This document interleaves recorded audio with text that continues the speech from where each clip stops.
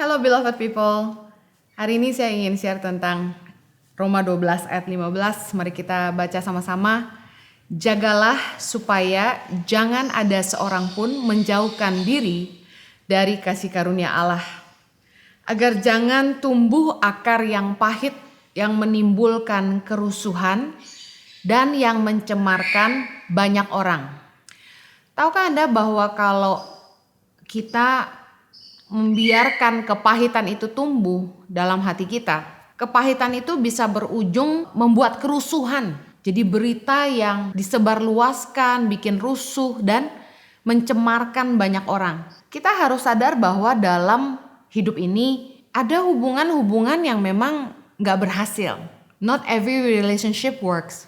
Kita akan ngalamin ada hubungan-hubungan yang rusak. Saya nggak tahu dengan hidup Anda, apakah Anda pernah ngalami persahabatan memburuk kemudian tidak bisa lanjut, pacaran nggak bisa diterusin, kita berteman dengan orang lalu ada slack, ada salah paham, perselisihan dan sebagainya yang mengakibatkan hubungan itu nggak bisa dilanjutkan. Dan gimana pun kita coba paksa, hubungan itu nggak bisa jalan. Nah, kita harus belajar dalam hidup ini untuk menerima kegagalan dalam hubungan. Banyak orang yang kurang dewasa menyikapi ketika mereka berselisih paham dengan orang lain. Saya pribadi selalu percaya bahwa ketika sebuah masalah terjadi, itu tuh ada andil dari keduanya. Bukan cuma dari satu orang. Tidak fair kalau kita hanya fokus membenci, mengata-ngatai orang itu, sementara kita sendiri tidak mau koreksi diri apa yang salah yang telah kita lakukan, kontribusi kita dalam permasalahan. Kita harus belajar untuk menerima bahwa tidak semua hubungan itu bisa berhasil. Tidak semua pertemanan itu last long. Bahkan persahabatan bisa berhenti. Belajar aja dari kesalahan yang sudah pernah terjadi sehingga kedepannya kita jadi lebih bijak. Ada orang-orang yang kurang lapang dada dan malah tinggal dalam luka. Membenci orang yang pernah menyakiti, terus menjelek-jelekan, ngomongin terus. Dan saya cuma mau bilang gini, kebencian kita sama seseorang itu dapat menghancurkan hidup kita. Kenapa? Waktu kita benci sama seseorang, bangun tidur kita ingat orang itu. Selalu terbayang-bayang akan kata-katanya yang tidak baik, selalu terbayang akan perbuatan-perbuatan jahatnya, kekecewaan yang kita pendam, berangkat jadi kemarahan, lalu menjadi kebencian. Dan saya mau kasih tahu bahwa kebencian itu bibit dari kejahatan.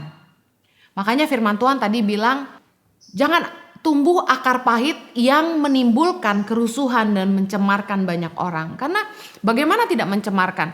Kalau kita sampai sakit hati sama si A, kita otomatis akan cerita ke si B, ke si J, ke si E, dan apa yang terjadi? Orang-orang yang tadinya baik dengan orang ini, pandangannya jadi rusak tentang orang ini. Apalagi kalau sampai orang yang Anda jelek-jelekan adalah orang yang dikagumi sama orang-orang lain ini. Ia adalah teladan bagi beberapa orang. Saya mau bilang begini bahwa tidak fair kalau kita hanya mengingat-ingat kesalahan seseorang pada saat kita terluka sama dia.